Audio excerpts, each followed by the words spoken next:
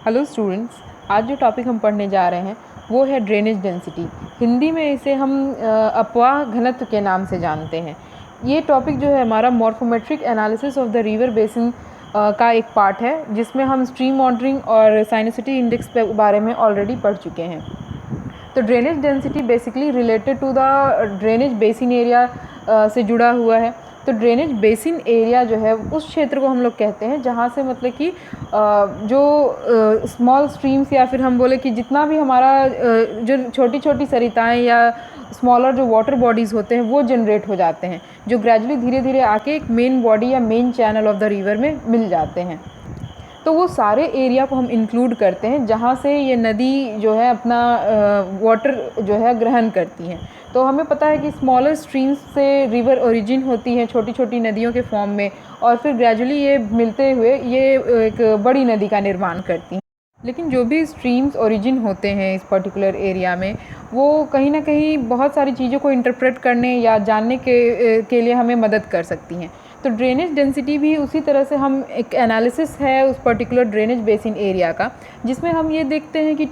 Particular river basin का जो total stream length है, यानी कि जितने भी चैनल्स हैं उसका जितना लेंथ है, और उसको हम डिवाइड करते हैं by the total basin area, यानी कि एक पर्टिकुलर ड्रेनेज बेसिन का एरिया कितना है और उस पर्टिकुलर ड्रेनेज बेसिन में कितना स्ट्रीम का लंबाई है, यानी कि टोटल स्ट्रीम जो वहाँ पे प्रेजेंट है,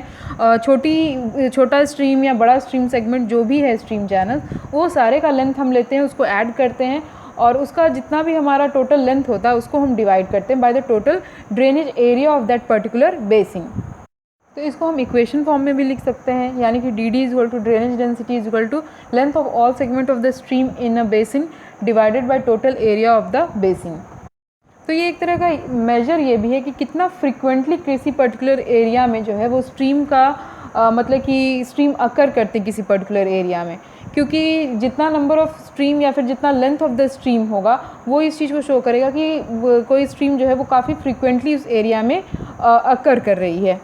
साथ ही दूसरा जो कैरेक्टरिस्टिक या दूसरा इम्पॉर्टेंट जो फैक्टर या हम कहें कि जो दूसरा इम्पॉर्टेंट मेजर है ड्रेनेज डेंसिटी का, वो हमें ये बताता है एक तरह का बैलेंस ये शो करता है बिटवीन द जो इरोजिव फोर्सेस एक्ट कर रहे हैं सरफेस पे और जो रेजिस्टेंस जो ग्राउंड प्रोड्यूस कर रहा है जो इरोजिव फोर्सेस हैं उसके अगेंस्ट में। तो ये इरोजिव फोर्सेस बेसिकली जो वर्क ऑफ रिवर है या फिर हम कह सकते हैं कि जो क्लाइमेटिक कंट्रोल है उस पर्टिकुलर रीजन का, तो ये एक्सटर्नल या इरोजिव फोर्सेस को ये कंट्रोल करते हैं। और साथ ही जो रेजिस्टेंस है उस पर्टिकुलर एरिया का बेसिकली जो lithological characteristic of the rock है उस पर डिपेंड करता है। एक तरह का रिस्पॉन्स टू द इरोजिव कैपेसिटी या फिर अगर हम बोले कि कितना रेजिस्टेंट ग्राउंड प्रोड्यूस करता है, तो उसी के अनुसार या उसी वही डिटरमाइन करता है कि किस तरह से हमारा ड्रेनेज डेंसिटी का एवोल्यूशन होगा। तो हमारे अर्थ सरफेस पे जितना भी मतलब क्लाइमेटिक रीजन है, जितना भी अलग अलग क्षेत्र हैं, उसमें हमारा जो ड्रेनेज बेसिन एरिया है उनका ड्रेनेज डेंसिटी वैरी करता है। और ये वैरी कैसे करता है? It vary according as a function of climate, यानी कि डिफरेंट जो हमारा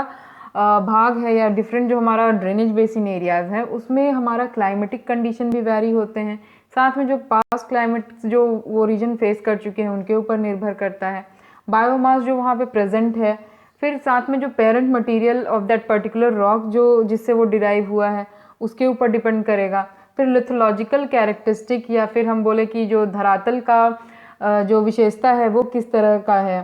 फिर से रिलीफ कैसी है, उच्चावाच जिसे हम बोलते हैं, उसके बाद कालखंड और विभिन्न प्रकार का जो लैंड यूज़ हो रहा है उस पर्टिकुलर एरिया पे, वो सारा डिटरमाइन करता है हमारा कि किस तरह से किसी पर्टिकुलर एरिया का ड्रेनेज डेंसिटी का एवोल्यूशन होगा।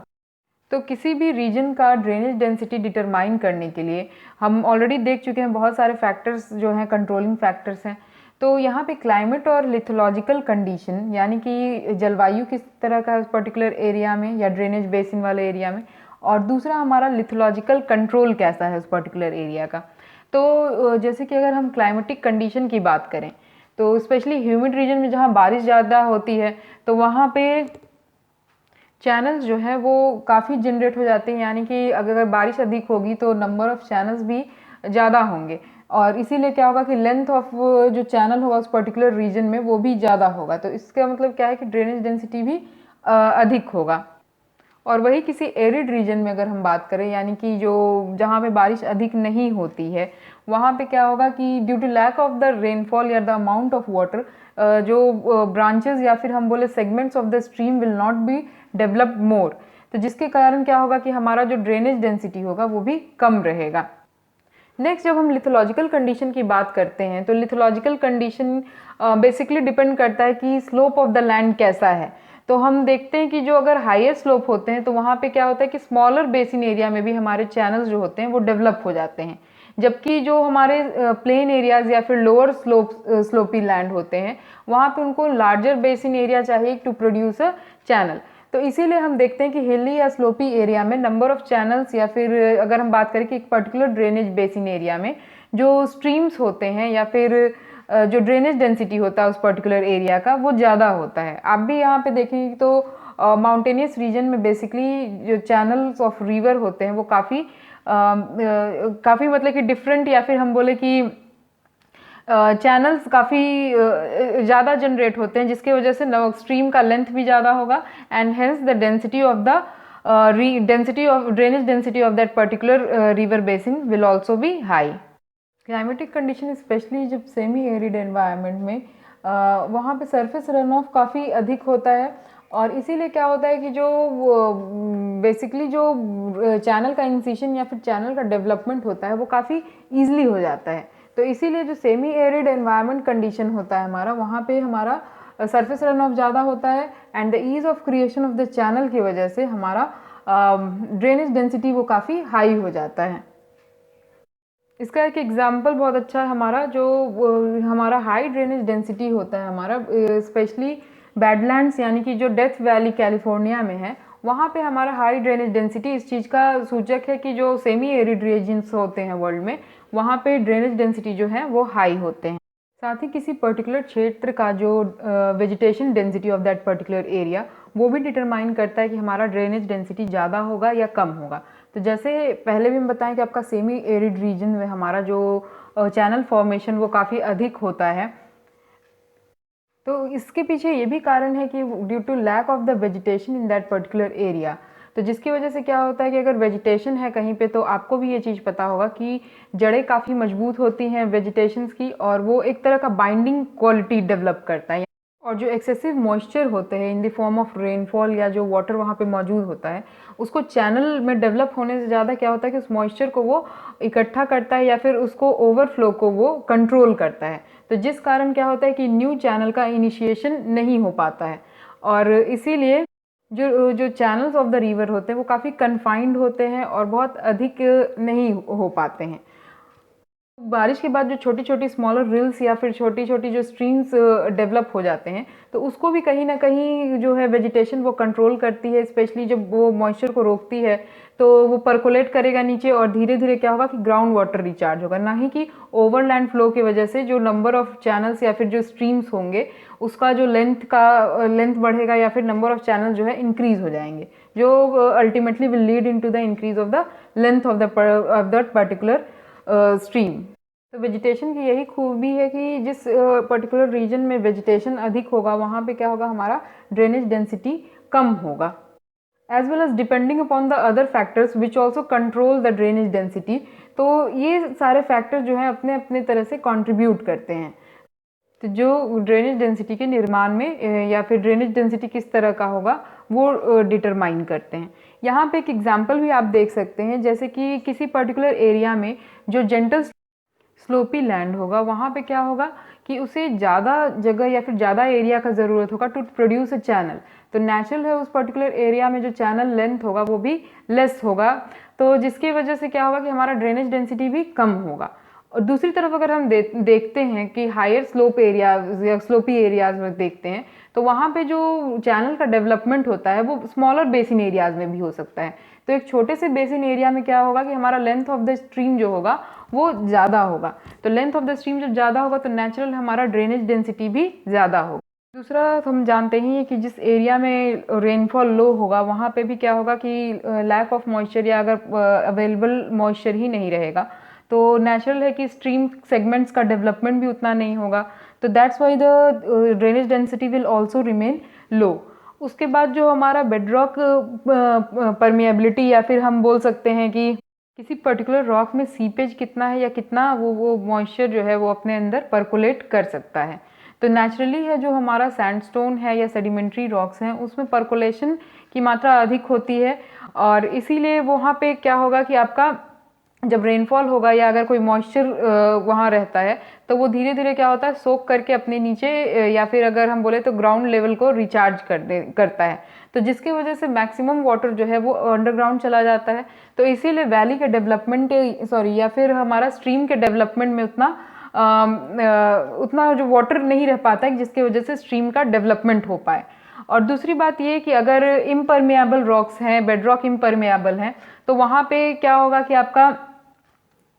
जो वाटर होगा या रेनफॉल जो होगा वो आसानी से क्या होगा कि परकोलेट नहीं होगा ज़मीन के अंदर, तो जिसकी वजह से क्या होगा कि डिफरेंट स्ट्रीम्स या फिर चैनल्स का डेवलपमेंट होगा जो उस पर्टिकुलर ड्रेनेज बेसिन एरिया में पूरा उसको कवर करेगा, और जिसके वजह से हमारा लेंथ इंक्रीज होगा and that's why the drainage density will also increase. साथ ही अगर वेजिटेशन कवर नहीं होगा तब भी क्या होगा कि हमारा जो स्ट्रीम का जो फ्लो होगा या फिर अगर हम बोले लेंथ ऑफ द स्ट्रीम होगा पूरे ड्रेनेज बेसिन एरिया में, वो भी इंक्रीज होगा और फिर ड्रेनेज डेंसिटी भी इंक्रीज होगा। तो यहाँ पे हम देख सकते हैं दो कंडीशन में, पहला जिसमें कि हमारा ड्रेनेज डेंसिटी लेस है उसमें जिसमें 5 किलोमीटर पर स्क्वायर किलोमीटर का ड्रेनेज डेंसिटी है, वहाँ पे क्या है स्लोप जो है जेंटल है, रेनफॉल लो है और बेड्स जो है वो परमिएबल है। और जो लार्जर वैल्यू अगर ड्रेनेज डेंसिटी का वैल्यू लार्जर है यानी कि 500 किलोमीटर पर स्क्वायर किलोमीटर है, तो इसका मतलब क्या है कि वो स्लोपी लैंड है, वहाँ पे सॉइल जो है वो इम्परमिएबल है, साथ ही जो रेनफॉल है वो भी काफ़ी हाई है और स्लोप्स जो है वो स्टीप हैं। तो ये पिक्चर हमारा डेथ वैली का कैलिफोर्निया का, तो इस पिक्चर में आप देख सकते हैं कि development of the drainage density, यानी कि इस पर्टिकुलर एरिया में जो ड्रेनेज डेंसिटी वो काफ़ी हाई है। Basically this region is devoid of vegetation as well as the lithology जो है वो काफ़ी मतलब कि इम्परमेएबल रॉक से कंपोज्ड है, और साथ ही climatic condition also favours the development of such kind of drainage basin areas, जिसका डेंसिटी जो होता है ड्रेनेज डेंसिटी जो होता है वो काफ़ी हाई होता है। तो इसमें हम कुछ कैरेक्टरिस्टिक और कुछ इंपॉर्टेंट यूजेस क्यों हम ड्रेनेज डेंसिटी को इस्तेमाल करते हैं, उसका क्या एडवांटेज है ये देखते हैं। तो हमारा ड्रेनेज डेंसिटी का जो मेजर होता है वो हमारा inverse to the stream length होता है। उसके बाद जो ड्रेनेज डेंसिटी हमारा जो होता है वो रिलेट करता है हमारा length of the overland flow. तो ओवरलैंड फ्लो आपको पता है कि जो एक्सेस वाटर होता है that is not infiltrated within the land of a particular region, यानी कि जैसे रेनफॉल हुआ तो जितना परकोलेट हुआ बाकी जो वाटर बचेगा वो ओवरलैंड फ्लो में कंसीडर किया जाएगा। तो ये ओवरलैंड फ्लो जो होगा वो अप्रॉक्सीमेटली हमारा इक्वल होगा किसके, equal to the reciprocal of twice the drainage density, यानी ड्रेनेज डेंसिटी का जो मेज़र है उसका ट्वाइस का रेसिप्रोकल जो होगा वो हमारा क्या होगा कि जो length of the overland flow होगा उसके बराबर होगा। तो ये भी एक इम्पॉर्टेंट मेजर प्रोवाइड करता है। तो हम किसी पर्टिकुलर एरिया में मेजर कर सकते हैं कि जो length of the overland flow होगा वो कितना होगा। उसके बाद हमारा ड्रेनेज डेंसिटी जो होता है वो एक इम्पॉर्टेंट ज्योमेट्रिक पैरामीटर है हमारा फॉर द चैनल नेटवर्क्स, क्योंकि ये डिटरमाइन करता है कि हमारा जो स्पेसिंग बिटवीन द चैनल यानी कि कितना स्पेस होगा दो चैनल के बीच में वो भी डिटरमाइन करता है थ्रू द ड्रेनेज डेंसिटी। क्योंकि जो हाइड्रोलॉजिकल रिस्पॉन्स होता है किसी चैनल नेटवर्क का वो बहुत ज़्यादा इन्फ्लुएंस होता है कि influence by the drainage density और जो सेडिमेंट इरोजन का रेट होता है वहाँ पे। तो इन दोनों के कारण यानी कि इन दोनों के रिलेशन के कारण हमारा जो चैनल स्पेसिंग होता है वो डिटरमाइन किया जाता है। उसके बाद ड्रेनेज डेंसिटी से हमें length of the hill slope के बारे में पता चलता है कि पर्टिकुलर एरिया में जो लंबाई है हमारे हिल स्लोप की वो कितना है। उसके बाद जो हमारा maximum length of slope failure यानी कि एक पर्टिकुलर पॉइंट ऑफ बियरिंग होता है किसी स्लोप का या किसी हिली पोर्शन ऑफ द लैंड का, तो वहाँ तक उसका जो बियरनेस है या फिर कहाँ तक वो particular piece of land bear कर पाएगा by of the activities of the rainfall, और उसके बाद कब वो मतलब कि स्लोप का फेलियर होगा।